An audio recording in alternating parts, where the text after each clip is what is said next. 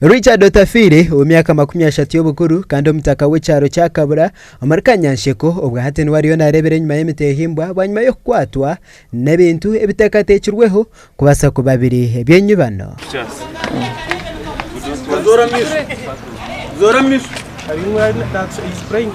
Okurugirira DPC w'ekyangeki we nagira ngo Otafire kuza kukwatwa hariho mugenzi we owamanywa Karona Detebamanya owatorekere nyabuhike omukihome akasiga yiba n'enkoko. He escaped having stolen chicken from prisons.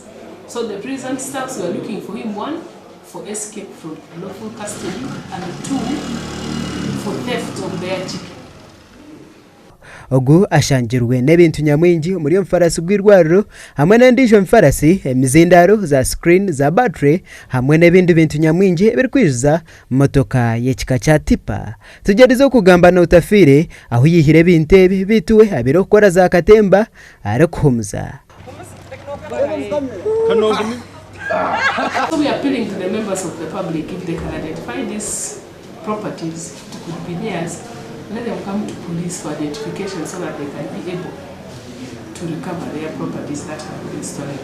Oguhona nabwe hona yagaruka yashangwa n'ebishano by'abantu bebika bingi ebiri kutekatuka kuba byabire nabyo birgendera omukwiba kandi nabwe nagambwa kuba yabire yakwatsirweho amishango go bwisi ahabwo bushuma bw'ekikankeki ngomuku yajumirira abantu abakwanga kuzo mukoti kuhereza obujurizi ari kugira ngo nibo bakongera obushuma bw'ekikankeki. Where you have been touched and you are a witness, it's important that you come to testify to court so that such a person cannot be just left to walk.